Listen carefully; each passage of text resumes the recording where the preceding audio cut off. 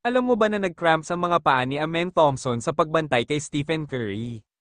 Sa laban ng Golden State Warriors at Houston Rockets umabot sa Game 7 series bago malaglag ng Warriors ang Rockets sa sarili nilang bahay.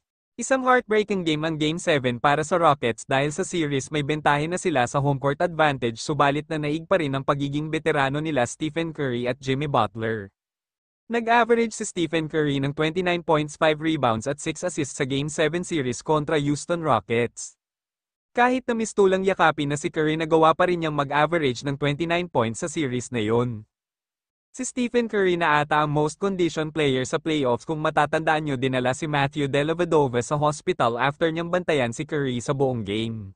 That time 27 years old lang si Stephen Curry pero alam mo ba na ulit yan pero di naman na hospital yung bumantay sa kanya ngayon.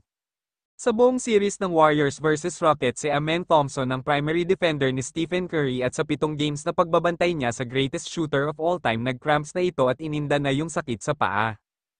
15 years ang gap ng dalawa, 37 years old na si Curry at 22 lamang si Thompson.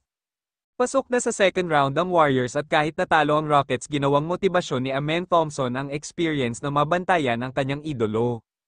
Ikaw boss sa tingin mo sinong NBA player ang kayang tumagal sa pagdepensa kay Stephen Curry sa buong game?